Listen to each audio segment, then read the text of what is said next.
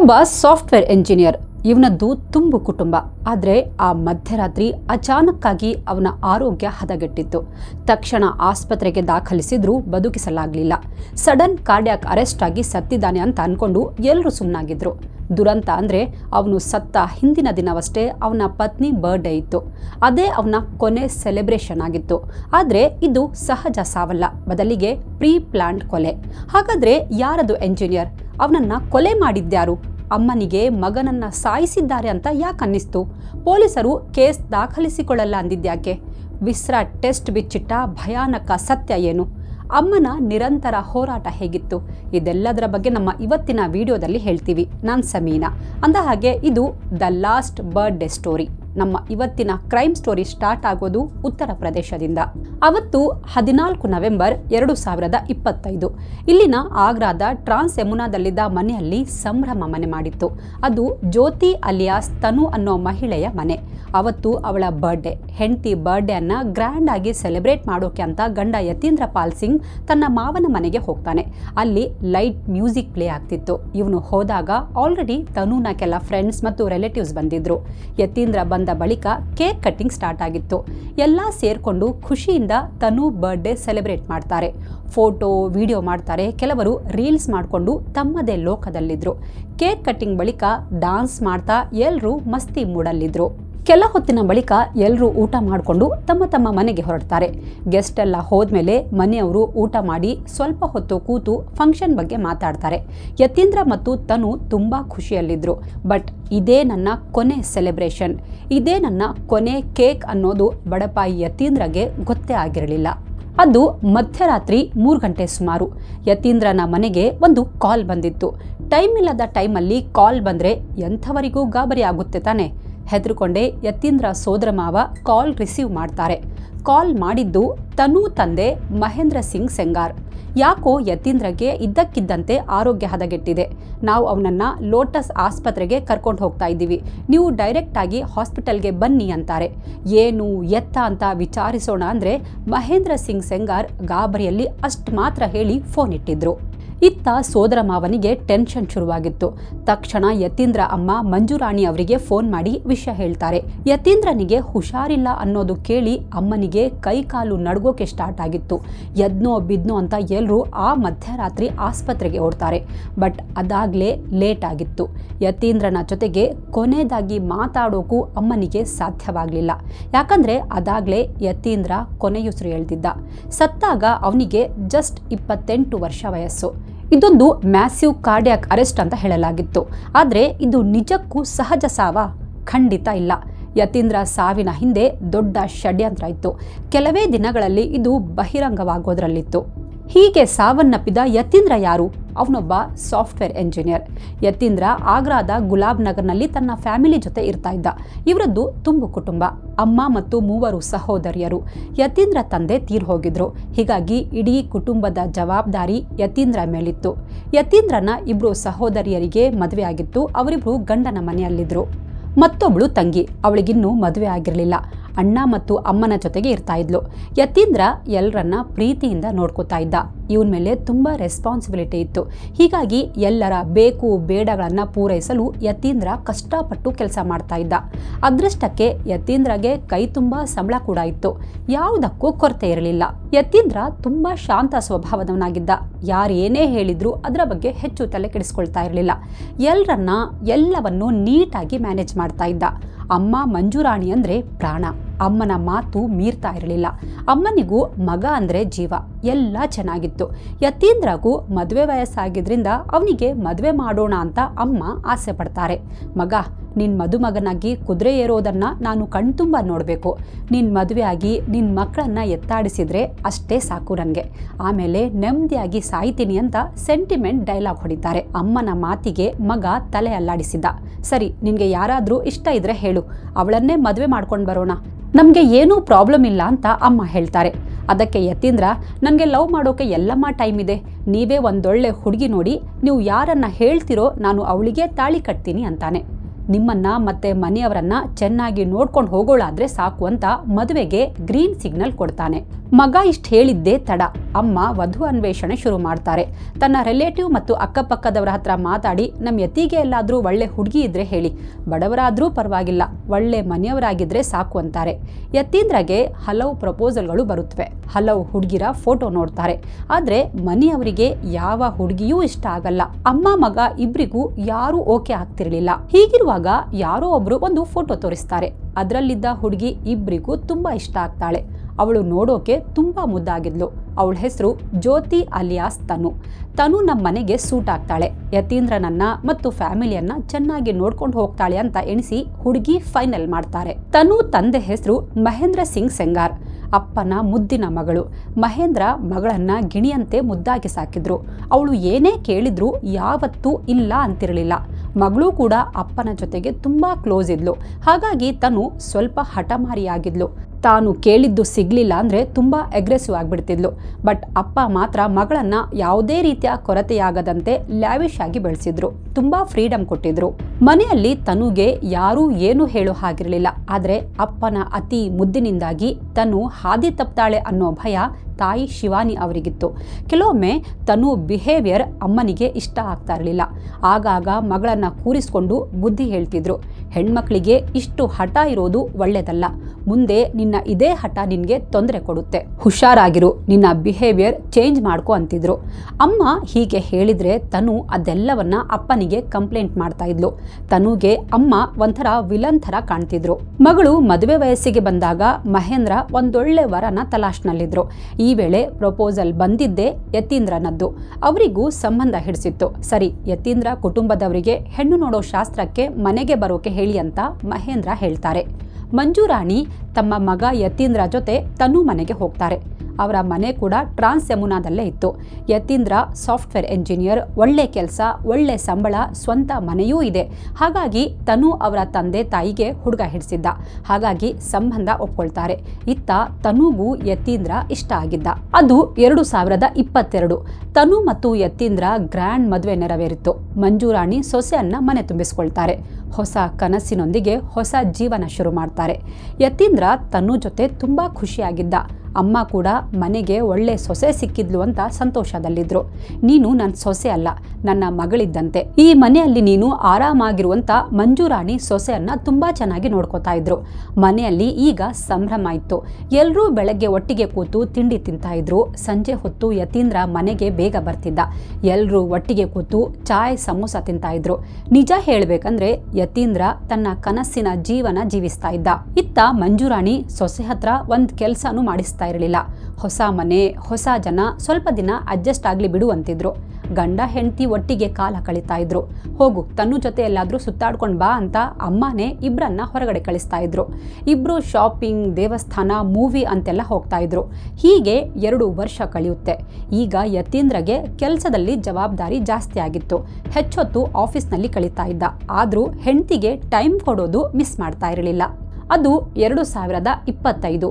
ಈ ಹೊಸ ವರ್ಷ ಯತೀಂದ್ರ ಬಾಳಲ್ಲಿ ಖುಷಿ ತರಲಿಲ್ಲ. ಹೋಗ್ತಾ ಹೋಗ್ತಾ ತನು ಮತ್ತು ಯತೀಂದ್ರ ನಡುವೆ ಮನಸ್ತಾಪ ಉಂಟಾಗಿತ್ತು. ಇಬ್ಬರ ನಡುವೆ ಕಿತ್ತಾಟ ಶುರುವಾಗಿತ್ತು. ಎಲ್ಲರ ಮುಂದೆ ಜೋರ್ ಜಗಳ ಮಾಡ್ತಾ ಇದ್ರು. ಇವರ ಜಗಳಕ್ಕೆ ಮೇನ್ ರೀಸನ್ ತನುನ ತೀರಿಸಲಾಗದೇ ಇರೋ ಡಿಮ್ಯಾಂಡ್ಸ್. ತನು ಪ್ರತಿದಿನ ಏನಾದ್ರೊಂದು ಬೇಡಿಕೆ ಇಡ್ತಲೇ ಇರ್ತಿದ್ಲು. ಮದುವೆ ಆದ ಹೊಸದ್ರಲ್ಲಿ ಅವಳು ಕೇಳಿದ್ದನ್ನೆಲ್ಲ ಯತೀಂದ್ರ ತಂದ್ಕೊಡ್ತಾ ಇದ್ದ. ಬಟ್ ಬರ್ತಾ ಬರ್ತಾ ತನು ಡಿಮ್ಯಾಂಡ್ಗಳು ಯತೀಂದ್ರ ಯೋಗ್ಯತೆಗೂ ಮೀರಿದ್ವು. ಇದು ಯತೀಂದ್ರಗೆ ಕಸಿವಿಸಿ ಉಂಟು ಮಾಡ್ತಿತ್ತು. ಒಂದಿನ ತನುನ ಕೂರಿಸ್ಕೊಂಡು, ನೋಡು ತನು, ನನಗೆ ಒಳ್ಳೆ ಸ್ಯಾಲ್ರಿ ಇದೆ ನಿಜ, ಆದ್ರೆ ಅದರಲ್ಲಿ ನಾನು ಎಲ್ಲರನ್ನ ಪೋಷಿಸಬೇಕು. ಮನೆ ಖರ್ಚು, ಅಮ್ಮನ ಖರ್ಚು, ಜೊತೆಗೆ ತಂಗಿ ಜವಾಬ್ದಾರಿ ಕೂಡ ನನ್ನ ಮೇಲಿದೆ. ನಿನ್ನನ್ನು ಚೆನ್ನಾಗಿ ನೋಡ್ಕೋತಾ ಇದ್ದೀನಿ ಅಲ್ವಾ, ಬಟ್ ನೀನು ಅರ್ಥ ಮಾಡ್ಕೋಬೇಕು. ನನ್ನ ಲಿಮಿಟ್ನಲ್ಲಿರೋ ನಿನ್ನ ಎಲ್ಲ ಡಿಮ್ಯಾಂಡ್ ಪೂರೈಸ್ತೀನಿ, ಆದ್ರೆ ನನ್ನ ಯೋಗ್ಯತೆಗೂ ಮೀರಿ ಬೇಡಿಕೆ ಇಟ್ರೆ ನಾನೇನ್ ಮಾಡ್ಲಿ ಹೇಳು ಅಂತ ಕನ್ವಿನ್ಸ್ ಮಾಡೋಕೆ ಟ್ರೈ ಮಾಡಿದ್ದ. ಬಟ್ ತನು ಇದನ್ನ ದೊಡ್ಡ ರಂಪಾಟ ಮಾಡಿದ್ಲು. ಹೆಂಡತಿ ಬೇಕು ಬೇಡಗಳನ್ನ ಪೂರೈಸಲ್ಲ ಅಂದ್ರೆ ಎಂಥ ಗಂಡ ನೀನು ಅಂತ ಜಗಳ ಆಡಿದ್ಲು. ಇಲ್ಲಿಂದ ತನುಗೆ ಗಂಡನ ಮೇಲೆ ದ್ವೇಷ ಸ್ಟಾರ್ಟ್ ಆಗಿತ್ತು. ಮಾತೆತ್ತಿದ್ರೆ ಸಾಕು, ನಾನು ಏನು ಕೇಳಿದ್ರು ನನ್ನ ಅಪ್ಪ ನನಗೆ ಕೊಡಿಸ್ತಾ ಇದ್ರು. ನನಗೆ ಯಾವತ್ತೂ ಇಲ್ಲ ಅಂತಿರಲಿಲ್ಲ. ಅಪ್ಪ ನನ್ನನ್ನು ರಾಜ್ಕುಮಾರಿ ಥರ ಸಾಕಿದ್ರು. ನಿನ್ನನ್ನು ಕಟ್ಕೊಂಡು ಅಬ್ಬೆಪಾರಿ ಥರ ಆಗಿದ್ದೀನಿ ಅಂತ ಮೂದಲಿಸೋಕೆ ಶುರು ಮಾಡಿದ್ಲು. ಆದರೆ ಅವಳು ಏನೇ ಹೇಳಿದ್ರೂ ಯತೀಂದ್ರ ಸಹಿಸ್ಕೊಂಡು ಸುಮ್ಮನಿರ್ತಿದ್ದ. ಅವನಿಗೆ ಮನೆಯಲ್ಲಿ ಶಾಂತಿ ಬೇಕಾಗಿತ್ತು. ಅಲ್ಲದೆ ಅವನು ತನುಳನ್ನ ತುಂಬಾ ಪ್ರೀತಿಸ್ತಾ ಇದ್ದ. ಯತೀಂದ್ರ ಜೊತೆಗಿನ ವೈಮನಸ್ಸಿನಿಂದಾಗಿ ಮನೆಯವರ ಜೊತೆಗೂ ತನು ಕಿರಿಕ್ ತೆಗೆದು ಎಲ್ಲರ ಜೊತೆ ಜಗಳ ಮಾಡ್ತಾ ಇದ್ಲು. ಸ್ವಲ್ಪ ರೇಗಿದ್ರು ಸಾಕು, ಯಾರಿಗೂ ಹೇಳ್ದೆ ಕೇಳ್ದೆ ತನು ತನ್ನ ತವರಿಗೆ ಹೋಗ್ಬಿಡ್ತಾ ಇದ್ಲು. ಪ್ರತಿ ಸಾರಿ ಯತೀಂದ್ರ ಹೋಗಿ ಅವಳನ್ನ ಸಮಾಧಾನ ಮಾಡಿ ಕರ್ಕೊಂಡು ಬರ್ತಾ ಇದ್ದ. ಮಾವ ಮಹೇಂದ್ರ ಮಗಳಿಗೆ ಬುದ್ಧಿ ಹೇಳಿ ಕಳಿಸೋ ಬದಲು ಅಳಿಯನಿಗೆ ಬಾಯಿಗೆ ಬಂದಂತೆ ಬೈತಾ ಇದ್ರು. ನೀನು ನನ್ನ ಮಗಳನ್ನ ಚೆನ್ನಾಗಿ ನೋಡ್ಕೋತಾ ಇಲ್ಲ, ನಿನ್ನಿಂದ ನನ್ನ ಮಗಳು ಕಣ್ಣೀರು ಹಾಕುವಂತಾಗಿದೆ ಅಂತ ರೇಗ್ತಾ ಇದ್ರು. ಸಾಲದಕ್ಕೆ ನಿನ್ ವಿರುದ್ಧ ಪೊಲೀಸ್ ಕಂಪ್ಲೇಂಟ್ ಕೊಡ್ತೀನಿ ಅಂತ ಧಮಕಿ ಕೂಡ ಹಾಕ್ತಾ ಇದ್ರು. ಆದ್ರೆ ಯತೀಂದ್ರ ಬೇಜಾರಾದ್ರೂ ಇದ್ಯಾವುದಕ್ಕೂ ಹೆಚ್ಚು ತಲೆ ಕೆಡಿಸ್ಕೊತಾ ಇರಲಿಲ್ಲ. ಮಾವ ಏನೇ ಹೇಳಿದ್ರು ಅದಕ್ಕೆ ಕಿವಿಗೊಡದೆ ತನುಳನ್ನ ಸಮಾಧಾನ ಮಾಡಿ ಮನೆಗೆ ಕರ್ಕೊಂಡು ಬರ್ತಾ ಇದ್ದ. ತನು ಪ್ರತಿದಿನ ತನ್ನ ತಂದೆಗೆ ಕಾಲ್ ಮಾಡಿ ಮಾತಾಡ್ತಾ ಇದ್ಲು. ಅದರಲ್ಲಿ ಖಂಡಿತ ತಪ್ಪಿಲ್ಲ. ಆದ್ರೆ ಮನೆಯಲ್ಲಿ ನಡೆಯೋ ಎಲ್ಲವನ್ನ ಚಾಚೂ ತಪ್ಪದೆ ವರದಿ ಒಪ್ಪಿಸ್ತಾ ಇದ್ಲು. ಇಡೀ ದಿನ ಮನೆಯಲ್ಲಿ ಏನಾಯ್ತು, ಯಾರ್ಯಾರು ಏನೇನು ಹೇಳಿದ್ರು ಎಲ್ಲ ಅಪ್ಡೇಟ್ಸ್ ಕೊಡ್ತಾ ಇದ್ಲು. ಗಂಡನ ಜೊತೆ ಜಗಳ ಆದ್ರೆ ಸಾಕು ಕೂಡ್ಲೆ ತಂದೆಗೆ ಫೋನ್ ಮಾಡಿ ಮನೆಗೆ ಕರೆಸ್ಕೊಳ್ತಾ ಇದ್ಲು. ಮಹೇಂದ್ರ ಮನೆಗೆ ಬಂದು ಯತೀಂದ್ರ ಮತ್ತು ಅವನ ಇಡೀ ಕುಟುಂಬದವರ ಜೊತೆ ಜಗಳ ಮಾಡ್ತಿದ್ದ. ಹೇಗೂ ಅಪ್ಪ ಸಪೋರ್ಟ್ಗೆ ಇದ್ದಾರೆ ಅಂತ ತನುಗೆ ಧೈರ್ಯ ಜಾಸ್ತಿ ಆಗಿತ್ತು. ಯತೀಂದ್ರ ಕುಟುಂಬದವರ ಮೇಲೆ ದಬ್ಬಾಳಿಕೆ ಮಾಡ್ತಿದ್ಲು. ಹೀಗಿರುವಾಗ ಅವತ್ತು 8 ಏಪ್ರಿಲ್ 2025 ತನು ಮತ್ತು ಯತೀಂದ್ರ ನಡುವೆ ಯಾವುದೋ ಒಂದು ವಿಷಯಕ್ಕೆ ದೊಡ್ಡ ಜಗಳ ಆಗಿತ್ತು. ತನು ಅತ್ತು ಕರ್ದು ರಂಪ ಮಾಡಿದ್ಲು. ಸಾಲದ್ದಕ್ಕೆ ಅಪ್ಪನಿಗೆ ಫೋನ್ ಮಾಡಿ ನೀನು ಈ ಕೂಡಲೇ ಮನೆಗೆ ಬಾ ಅಂತ ಕರೆದಿದ್ಲು. ಅಪ್ಪನ ಹತ್ರ ಇಲ್ಲ ಸಲ್ಲದ್ದನ್ನ ಹೇಳಿದ್ಲು. ಮಹೇಂದ್ರ ಕೂಡ ಹಿಂದೂ ಮುಂದೂ ನೋಡದೆ ಸೀದಾ ಮಂಜುರಾಣಿ ಜೊತೆಗೆ ಜಗಳಕ್ಕೆ ನಿಂತ್ಕೊಂಡಿದ್ದ. ನನ್ನ ಮಗಳಿಗೆ ಏನಾದರೂ ಆದರೆ ಎಲ್ಲರನ್ನ ಜೈಲಿಗೆ ಕಳಿಸ್ತೀನಿ ಅಂತ ಬೆದರಿಕೆ ಹಾಕಿದ್ದ. ನಂತರ ತನುಳನ್ನ ಸೀದಾ ಮನೆಗೆ ಕರ್ಕೊಂಡು ಹೋಗ್ಬಿಡ್ತಾನೆ. ತನು ಅಪ್ಪನ ಮನೆಗೆ ಬಂದಮೇಲೆ ಗಂಡನಿಗಾಗ್ಲಿ ಅತ್ತೆಗಾಗ್ಲಿ ಫೋನ್ ಕೂಡ ಮಾಡಲ್ಲ. ಯತೀಂದ್ರ ಕಾಲ್ ಮಾಡಿದ್ರೂ ಅವಾಯ್ಡ್ ಮಾಡ್ತಾ ಇದ್ಲು. ಹೀಗೆ 7 ತಿಂಗಳು ಕಳೆಯುತ್ತೆ. ಈ 7 ತಿಂಗಳಲ್ಲಿ ತನು ಗಂಡನಿಗೆ ಒಂದು ಹಾಯ್ ಕೂಡ ಹೇಳಿರಲಿಲ್ಲ. ಹೀಗಿರುವಾಗ ಅವತ್ತು ನವೆಂಬರ್ 4, 2025 ತನು ಯತೀಂದ್ರಗೆ ಮೆಸೇಜ್ ಮಾಡ್ತಾಳೆ. ಹೇಗಿದ್ದೀರಾ, ಊಟ ಆಯ್ತಾ, ಹೆಲ್ತ್ ಹೇಗಿದೆ ಅಂತ ಕೇಳ್ತಾಳೆ. 7 ತಿಂಗಳ ನಂತರ ತನು ಮೆಸೇಜ್ ನೋಡಿ ಯತೀಂದ್ರ ಮನಸ್ಸಿಗೆ ಸಖತ್ ಖುಷಿಯಾಗಿತ್ತು. ವಿದಿನ್ ನೋ ಟೈಮ್ ರಿಪ್ಲೈ ಮಾಡ್ತಾನೆ. ಆ್ಯಕ್ಚುಲಿ ತನು ಜೊತೆ ಮಾತಾಡೋಕೆ, ಅವಳನ್ನು ನೋಡೋಕೆ ಯತೀಂದ್ರ ತುಂಬ ಡೆಸ್ಪರೇಟ್ ಆಗಿದ್ದ. ತನು ಕೂಡ ಚಾಟ್ ಮುಂದುವರಿಸ್ತಾಳೆ. ಹೀಗೆ ಮಾತಾಡ್ತಾ ಸಂಜೆ ಏನು ಮಾಡ್ತಾ ಇದ್ದೀರಾ, ಮನೆಗೆ ಬನ್ನಿ ಅಂತ ಕರೀತಾಳೆ. ಈ ಮೆಸೇಜ್ ನೋಡಿದ ಕೂಡಲೇ ಯತೀಂದ್ರ ಹಿರಿ ಹಿಗ್ಗಿದ್ದ. ಖಂಡಿತ ಬರ್ತೀನಿ ಅಂತ ಹೇಳ್ತಾನೆ. ಬಹುಶಃ ತನು ಮನ ಪರಿವರ್ತನೆ ಆಗಿದೆ, ಅವಳನ್ನ ಮತ್ತೆ ಮನೆಗೆ ಕರ್ಕೊಂಡು ಬರೋಣ ಅಂತ ಯತೀಂದ್ರ ಮನಸ್ಸಲ್ಲೇ ಯೋಜನೆ ಹಾಕ್ತಾನೆ. ಮನೆಗೆ ಬಂದವನೇ ತನು ಮೆಸೇಜ್ ಮಾಡಿದ ಬಗ್ಗೆ ಅಮ್ಮನಿಗೆ ಹೇಳ್ತಾನೆ. ಅಮ್ಮ, ನಾನು ತನುನ ಮನೆಗೆ ಕರ್ಕೊಂಡು ಬರ್ತೀನಿ ಅಂತಾನೆ. ಅಮ್ಮ ಮಂಜುರಾಣಿ ಕೂಡ ಖುಷಿಯಾಗಿದ್ರು. ಕೊನೆಗೂ ಮಗನ ಸಂಸಾರ ಸರಿ ಹೋಗುತ್ತಲ್ಲ ಅಂತ ಸಂತೋಷ ಪಡ್ತಾರೆ. ಯತೀಂದ್ರ ರೆಡಿಯಾಗಿ ಅತ್ತೆ ಮನೆಗೆ ಹೋಗ್ತಾನೆ. ತನು ಖುಷಿಯಾಗಿ ಸ್ವಾಗತ ಮಾಡ್ತಾಳೆ. ಇಬ್ರೂ ಕೂತು ಮಾತಾಡ್ತಾರೆ. ಸ್ವಲ್ಪ ಹೊತ್ತಿನ ನಂತರ ಸರಿ ಬಾ ಮನೆಗೆ ಹೋಗೋಣ ಅಂತ ಯತೀಂದ್ರ ಹೇಳ್ತಾನೆ. ಅದಕ್ಕೆ ತನು ಇಲ್ಲ ರೀ, ಇವತ್ತು ಬೇಡ, ಇನ್ನೂ ಸ್ವಲ್ಪ ದಿನ ಇಲ್ಲೇ ಇದ್ದು ನಂತರ ಬರ್ತೀನಿ ಅಂತಾಳೆ. ಅದಕ್ಕೆ ಯತೀಂದ್ರ ಕೂಡ ಒಲ್ಲದ ಮನಸ್ಸಿನಿಂದನೇ ಸರಿ ಅಂತ ತಲೆ ಅಲ್ಲಾಡಿಸಿದ್ದ. ಯತೀಂದ್ರ ಮಾತು ಕೇಳಿ ತನು ಮುಖ ಅರಳಿದ್ದನ್ನ ನೋಡಿ ಯತೀಂದ್ರಗೆ ಸಮಾಧಾನ ಆಗಿತ್ತು. ಸರಿ ಬಾ ಹೊರಗೆ ಹೋಗಿ ಸುತ್ತಾಡ್ಕೊಂಡು ಬರೋಣ ಅಂತಾನೆ. ಆಯ್ತು ಅಂತ ತನು ಅವನ ಜೊತೆ ಹೋಗ್ತಾಳೆ. ಇಬ್ರು ಜೊತೆಯಲ್ಲಿ ಟೈಮ್ ಸ್ಪೆಂಡ್ ಮಾಡ್ತಾರೆ. ತನುಗೆ ಶಾಪಿಂಗ್ ಮಾಡಿಸ್ತಾನೆ. ಇಬ್ರು ಊಟ ಮಾಡ್ತಾರೆ, ಜಾಲಿ ಆಗಿರ್ತಾರೆ. ಹೀಗೆ 10 ದಿನ ಕಳೆಯುತ್ತೆ. ಪ್ರತಿ ಸಂಜೆ ಯತೀಂದ್ರ ತನು ಮನೆಗೆ ಹೋಗ್ತಾ ಇದ್ದ. ತನುನ ಮೀಟ್ ಮಾಡಿಕೊಂಡು ಮಾತಾಡಿಕೊಂಡು ಮನೆಗೆ ಬರೋದು ಮಾಡ್ತಾ ಇದ್ದ. ಅಲ್ಲಿಗೆ ತನು ಯತೀಂದ್ರ ಸಂಸಾರ ಲಯಕ್ಕೆ ಮರಳಿತ್ತು. ಹೀಗಿರುವಾಗ ಅವತ್ತು 14 ನವೆಂಬರ್ ತನು ಬರ್ಡೇ ದಿನ. ಯತೀಂದ್ರ ತನುಗೆ ಫೋನ್ ಮಾಡಿ ವಿಶ್ ಮಾಡ್ತಾನೆ. ಸಂಜೆ ರೆಡಿ ಆಗಿರು, ಬರ್ತೀನಿ ಅಂತಾನೆ. ಅದಕ್ಕೆ ತನು ಸರಿ ಆಯಿತು, ಆದರೆ ಎಲ್ಲೂ ಹೊರಗಡೆ ಹೋಗೋದು ಬೇಡ, ನಾನು ನನ್ನ ಬರ್ಡೇ ನಿನ್ನ ಜೊತೆ ಮತ್ತು ಫ್ಯಾಮಿಲಿ ಜೊತೆ ಸೆಲೆಬ್ರೇಟ್ ಮಾಡಬೇಕು ಅಂದ್ಕೊಂಡಿದ್ದೀನಿ, ನೀನು ಇಲ್ಲಿಗೆ ಬಂದ್ಬಿಡು, ಎಲ್ಲರೂ ಜೊತೆಯಲ್ಲೇ ಸೆಲೆಬ್ರೇಟ್ ಮಾಡೋಣ ಅಂತಾಳೆ. ತನು ಏನು ಹೇಳಿದ್ರು ಯತೀಂದ್ರ ಇಲ್ಲ ಅಂತಿರಲಿಲ್ಲ. ಸರಿ ಬರ್ತೀನಿ ಅಂತ ಹೇಳ್ತಾನೆ. ಅಮ್ಮನಿಗೆ ಹೇಳಿ 8:30 ಸುಮಾರಿಗೆ ರೆಡಿಯಾಗಿ ತನು ಮನೆಗೆ ಹೋಗ್ತಾನೆ. ಯತೀಂದ್ರ ನನ್ನ ನೋಡಿದ ತನು ಓಡ್ ಬಂದು ತಪ್ಕೋತಾಳೆ. ಯತೀಂದ್ರ ತನುಗೆ ಮತ್ತೊಮ್ಮೆ ಬರ್ಡೇ ವಿಶ್ ಮಾಡ್ತಾನೆ. ಅವನು ಬರೋವಷ್ಟರಲ್ಲಿ ಆಲ್ರೆಡಿ ಅವಳ ರಿಲೇಟಿವ್ಸ್, ಫ್ರೆಂಡ್ಸ್ ಎಲ್ಲರೂ ಬಂದಿದ್ರು. ತನು ಮತ್ತು ಯತೀಂದ್ರ ಇಬ್ರು ಜೊತೆಯಲ್ಲಿ ಕೇಕ್ ಕಟ್ ಮಾಡ್ತಾರೆ. ಕೇಕ್ನ ಫಸ್ಟ್ ಪೀಸ್ ತನು ಯತೀಂದ್ರಗೆ ತಿನ್ನಿಸ್ತಾಳೆ. ಅವಳ ಪ್ರೀತಿ ಕಂಡು ಯತೀಂದ್ರ ಭಾವುಕನಾಗಿದ್ದ. ತನು ಅಮ್ಮ ಶಿವಾನಿ ಕೂಡ ಮಗಳು ಖುಷಿಯಾಗಿರೋದನ್ನ ನೋಡಿ ನೆಮ್ಮದಿಯ ನಿಟ್ಟಿಸಿರು ಬಿಟ್ಟಿದ್ರು. ಎಲ್ಲರೂ ಊಟ ಮಾಡಿ ತಮ್ಮ ತಮ್ಮ ಮನೆಗೆ ಹೋಗ್ಬಿಡ್ತಾರೆ. ಅಲ್ಲಿವರೆಗೆ ಎಲ್ಲವೂ ಚೆನ್ನಾಗಿತ್ತು. ಬಟ್ ಮಧ್ಯರಾತ್ರಿ ಒಂದು ಕರಾಳ ರಾತ್ರಿಯ ಅಧ್ಯಾಯ ತೆರೆದುಕೊಂಡಿತ್ತು.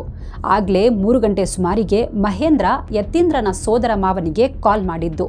ಅವರೆಲ್ಲ ಆಸ್ಪತ್ರೆಗೆ ಬಂದಿದ್ದು. ಯತೀಂದ್ರ ಸತ್ತೋದ ಅಂತ ಸುದ್ದಿ ತಿಳಿಸಿದ್ದು. ಯತೀಂದ್ರ ಸತ್ತೋದ ಅನ್ನೋ ಸುದ್ದಿ ಕೇಳಿದ ಅಮ್ಮ ಕುಸಿದು ಬಿದ್ದಿದ್ರು. ತನು ಕೂಡ ಮೂಲೆಯಲ್ಲಿ ನಿಂತು ಅಳ್ತಾ ಇದ್ಲು. ಇದೆಲ್ಲ ಹೇಗಾಯ್ತು ಅಂತ ಯತೀಂದ್ರನ ಸೋದರ ಮಾವ ಮಹೇಂದ್ರನ ಹತ್ರ ಕೇಳ್ತಾರೆ. ಅದಕ್ಕೆ ಮಹೇಂದ್ರ, ಯತೀಂದ್ರ ಬರ್ಡೇಗೆ ಮನೆಗೆ ಬಂದಿದ್ದ. ಫಂಕ್ಷನ್ ಮುಗಿಸಿ ಊಟ ಮಾಡಿಕೊಂಡು ರಾತ್ರಿ 12 ಗಂಟೆಗೆ ನಮ್ಮನೆಯಿಂದ ಹೊರಟ.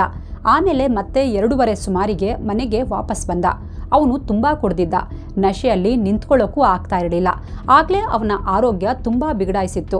ಅಲ್ಲೇ ಸ್ವಲ್ಪ ಹೊತ್ತು ರೆಸ್ಟ್ ಮಾಡಲಿ, ಸುಧಾರಿಸ್ಲಿ ಅಂತ ವೇಟ್ ಮಾಡಿದ್ವಿ. ಬಟ್ ಅವನ ಆರೋಗ್ಯ ಸರಿಯಾಗಲೇ ಇಲ್ಲ. ಅದಕ್ಕೆ ನಾವು ಅವನನ್ನ ಹಾಸ್ಪಿಟಲ್ಗೆ ಕರ್ಕೊಂಡು ಬಂದ್ವಿ. ಇಲ್ಲಿ ಡಾಕ್ಟರ್ ಅವನಿಗೆ ಮ್ಯಾಸಿವ್ ಕಾರ್ಡಿಯಾಕ್ ಅರೆಸ್ಟ್ ಆಗಿದೆ ಅಂತ ಹೇಳಿದ್ರು ಅಂತ ಮಹೇಂದ್ರ ಹೇಳ್ತಾರೆ. ಆದ್ರೆ ಯತೀಂದ್ರ ಅಮ್ಮನಿಗೆ ಮಹೇಂದ್ರನ ಮಾತಿನ ಮೇಲೆ ಕಿಂಚಿತ್ತು ನಂಬಿಕೆ ಇರಲಿಲ್ಲ. ಯಾಕಂದ್ರೆ ಯತೀಂದ್ರಗೆ ಯಾವತ್ತೂ ಏನು ಆರೋಗ್ಯ ಸಮಸ್ಯೆ ಇರಲಿಲ್ಲ. ಹೀಗಾಗಿ ಮಗನ ಪೋಸ್ಟ್ ಮಾರ್ಟಮ್ ಮಾಡಲೇಬೇಕು ಅಂತಾರೆ. ಜೊತೆಗೆ ಪೊಲೀಸರ ಸಮ್ಮುಖದಲ್ಲೇ PM ನಡಿಬೇಕು ಅಂತ ಪಟ್ಟು ಹಿಡಿತಾರೆ. ಯಾವಾಗ ಅಮ್ಮ PM ಮಾಡಿಸಿ ಅಂತಾರೋ ಮಹೇಂದ್ರ ಕುಟುಂಬದವರು ಗಾಬರಿಯಾಗಿದ್ರು. ಅಯ್ಯೋ PM ಎಲ್ಲ ಯಾಕೆ, ಬೇಡ ಅಂತಾರೆ. ತನು ಕೂಡ ಬೇಡ ಅತ್ತೆ, ನನ್ನ ಗಂಡನ ದೇಹ ಕುಯ್ಯೋದು ನನಗೆ ಇಷ್ಟ ಇಲ್ಲ, PM ಮಾಡಿಸೋದು ಬೇಡ ಅಂತಾಳೆ. ಬಟ್ ಅಮ್ಮನ ಮನಸ್ಸು ಒಪ್ಪಲ್ಲ. PM ಮಾಡಿಸ್ಲೇಬೇಕು ಅಂತ ಹಠ ಹಿಡಿದಿದ್ರು. ಯಾಕಂದ್ರೆ ಇದು ಖಂಡಿತ ಸಹಜ ಸಾವಲ್ಲ ಅನ್ನೋದು ಅದಾಗ್ಲೇ ಅಮ್ಮನ ಅರಿವಿಗೆ ಬಂದಿತ್ತು. ಯತೀಂದ್ರ ದೇಹವನ್ನ PMಗೆ ಕಳಿಸ್ತಾರೆ. ಅಷ್ಟೊತ್ತಿಗೆ ಪೊಲೀಸರಿಗೂ ವಿಷಯ ಗೊತ್ತಾಗಿತ್ತು. ಅವರು ಆಸ್ಪತ್ರೆಗೆ ಬಂದು ಎಲ್ಲರ ಸ್ಟೇಟ್ಮೆಂಟ್ ತಗೋತಾರೆ. ಪೋಸ್ಟ್ ಮಾರ್ಟಮ್ ರಿಪೋರ್ಟ್ ಬರುತ್ತೆ. ರಿಪೋರ್ಟ್ನಲ್ಲಿ ದೇಹದ ಮೇಲೆ ಯಾವುದೇ ಗಾಯದ ಗುರುತುಗಳಿಲ್ಲ, ಹೊಡೆದಾಟದ ಗುರುತುಗಳಿಲ್ಲ ಅಂತ ಹೇಳಲಾಗಿತ್ತು. ಆದರೆ ಸಾವಿಗೆ ನಿಖರ ಕಾರಣ ಏನು ಅನ್ನೋದು ಮಾತ್ರ ಮೆನ್ಷನ್ ಮಾಡಲಾಗಿರಲಿಲ್ಲ. ಹೀಗಾಗಿ ಅವನು ಕುಡಿತಾ ಇದ್ದ. ಬಹುಶಃ ಇದರಿಂದಾನೇ ಹಾರ್ಟ್ ಅಟ್ಯಾಕ್ ಆಗಿರಬಹುದು ಅಂತ ಫ್ಯಾಮಿಲಿಯವರು ಅನ್ಕೋತಾರೆ. ಪೋಸ್ಟ್ ಮಾರ್ಟಮ್ ಆದ್ಮೇಲೆ ನವೆಂಬರ್ 15ಕ್ಕೆ ದೇಹವನ್ನ ಯತೀಂದ್ರ ಕುಟುಂಬದವರಿಗೆ ಹಸ್ತಾಂತರಿಸ್ತಾರೆ. ವಿಧಿವಿಧಾನದ ಅನುಸಾರ ಆಗ್ರಾದಲ್ಲಿ ಅವನ ಅಂತ್ಯ ಸಂಸ್ಕಾರ ಮಾಡ್ತಾರೆ. ಈಗಲೂ ಪತ್ನಿ ತನು ದಿಕ್ಕೆ ತೋಚದವಳಂತೆ ನಿಂತಿದ್ಲು. ಇತ್ತ ಮಂಜು ಅವರಿಗೆ ಮಹೇಂದ್ರನ ಮೇಲೆ ಅನುಮಾನ ಕಾಡ್ತಿತ್ತು. ಇಲ್ಲಿ ನಿಜಕ್ಕೂ ಅಮ್ಮ ಮಂಜುರಾಣಿಯವರ ಧೈರ್ಯ ಮತ್ತು ಛಲ ಮೆಚ್ಚಲೇಬೇಕು. ಮಂಜು ಸೀದಾ ಯತೀಂದ್ರನನ್ನ ಅಡ್ಮಿಟ್ ಮಾಡಿದ್ದ ಲೋಟಸ್ ಆಸ್ಪತ್ರೆಗೆ ಹೋಗ್ತಾರೆ. ಅಲ್ಲಿನ CCTV ಫುಟೇಜ್ ಚೆಕ್ ಮಾಡ್ತಾರೆ. ಆಸ್ಪತ್ರೆಗೆ ಯತೀಂದ್ರನನ್ನ ಕರ್ಕೊಂಡು ಬಂದಾಗ ಮಗ ಪ್ರಜ್ಞಾಹೀನ ಸ್ಥಿತಿಯಲ್ಲಿದ್ದ. ಆಗ ತನು ಮತ್ತು ಅವರ ಮನೆಯವರ ನಡವಳಿಕೆ ಸ್ವಲ್ಪ ವಿಚಿತ್ರ ಮತ್ತು ಸಂಶಯಾಸ್ಪದವಾಗಿತ್ತು. ಇದನ್ನ ಮಂಜು ಅವರು ನೋಟ್ ಮಾಡ್ತಾರೆ. ನೆಕ್ಸ್ಟ್ ಮಹೇಂದ್ರನ ನೇಬರ್ ಮನೆಗೆ ಹೋಗ್ತಾರೆ. ಅವರು ಹಾಕಿಸಿದ್ದ CCTV ಚೆಕ್ ಮಾಡ್ತಾರೆ. ಇದರಲ್ಲಿ ಯತೀಂದ್ರ ರಾತ್ರಿ 8 ಮನೆ ಒಳಗಡೆ ಹೋಗಿದ್ದು ಕ್ಲಿಯರ್ ಆಗಿ ರೆಕಾರ್ಡ್ ಆಗಿತ್ತು. ಆದರೆ ಅವನು 12 ಗಂಟೆಗೆ ಮನೆಯಿಂದ ಆಚೆ ಹೋಗಿರಲಿಲ್ಲ. ಅಂದ್ರೆ ಮನೆಯಲ್ಲೇ ಇದ್ದ. ಅಲ್ಲಿಗೆ ಮಹೇಂದ್ರ ಸುಳ್ಳು ಹೇಳಿದ್ದಾನೆ ಅನ್ನೋದು ಸ್ಪಷ್ಟವಾಗಿತ್ತು. ಇದು ಗೊತ್ತಾದ ಕೂಡಲೇ ಯತೀಂದ್ರ ಅಮ್ಮ ಡೈರೆಕ್ಟ್ ಪೊಲೀಸ್ ಸ್ಟೇಷನ್ಗೆ ಹೋಗ್ತಾರೆ. ಮಹೇಂದ್ರ ಸೊಸೆ ತನು, ಅವಳ ಅಮ್ಮ ಮತ್ತು ತನು ಸಹೋದರನ ವಿರುದ್ಧ ಕಂಪ್ಲೇಂಟ್ ರಿಜಿಸ್ಟರ್ ಮಾಡಿ ಅಂತ ಪೊಲೀಸರಿಗೆ ಮನವಿ ಮಾಡ್ತಾರೆ. ಆದರೆ ವಿಚಿತ್ರ ಅಂದ್ರೆ ಪೊಲೀಸರು FIR ಹಾಕೋಕೆ ಹಿಂಜರಿತಾರೆ. PM ರಿಪೋರ್ಟ್ನಲ್ಲಿ ಅನುಮಾನ ಪಡುವಂಥದ್ದು ಏನೂ ಇಲ್ಲ. ಸುಮ್ಮನೆ ಯಾಕೆ ಕೋರ್ಟು ಕಚೇರಿ ಅಂತ ಅಲಿತೀರಾ? ಸುಮ್ಮನೆ ನಮ್ಮ ಮತ್ತು ನಿಮ್ಮ ಟೈಮ್ ವೇಸ್ಟ್ ಮಾಡಬೇಡಿ, ಅವನದ್ದು ಸಹಜ ಸಾವು ಅಂತ ಹೇಳಿ ಮಂಜು ಅವರಿಗೆ ರಿಟರ್ನ್ ಕಳಿಸ್ಬಿಡ್ತಾರೆ. ಆದರೆ ಮಂಜು ಅವರು ಇದನ್ನ ಒಪ್ಪೋಕೆ ತಯಾರಿರಲಿಲ್ಲ. ಬಟ್ ಇಲ್ಲಿ ಪೊಲೀಸರು ಕೂಡ ಮಹೇಂದ್ರನಿಂದ ದುಡ್ಡು ತಗೊಂಡಿರಬಹುದು, ಅದಕ್ಕೆ ನಮ್ಮ ಕಂಪ್ಲೇಂಟ್ ತಗೋತಿಲ್ಲ ಅಂತ ಸೀದಾ ಹೋಗಿ ಕೋರ್ಟ್ಗೆ ಅರ್ಜಿ ಹಾಕ್ತಾರೆ. ನನ್ನ ಮಗನ ಸಾವಿನ ಬಗ್ಗೆ ನನಗೆ ಸಂಶಯ ಇದೆ. PM ರಿಪೋರ್ಟ್ನಲ್ಲಿ ಸಾವಿಗೆ ನಿಖರ ಕಾರಣ ಗೊತ್ತಾಗಿಲ್ಲ, ಅದಕ್ಕೆ ವಿಸ್ರಾ ಟೆಸ್ಟ್ ಮಾಡಿಸೋಕೆ ಆದೇಶ ಕೊಡಿ ಅಂತ ಮನವಿ ಮಾಡ್ತಾರೆ. ಅಲ್ಲದೆ ನಮಗೆ ಟ್ರಾನ್ಸ್ ಯಮುನಾ ಪೊಲೀಸರ ಮೇಲೆ ನಂಬಿಕೆ ಇಲ್ಲ, ಹೀಗಾಗಿ ಕಮಲ್ ನಗರ್ ಪೊಲೀಸರಿಂದ ತನಿಖೆ ಮಾಡಿಸುವಂತೆಯೂ ಕೇಳಿಕೊಳ್ತಾರೆ. ಇವರ ಅರ್ಜಿ ಸ್ವೀಕರಿಸಿದ ನ್ಯಾಯಾಲಯ ಪೊಲೀಸರನ್ನ ತರಾಟೆಗೆ ತೆಗೆದುಕೊಳ್ಳುತ್ತೆ.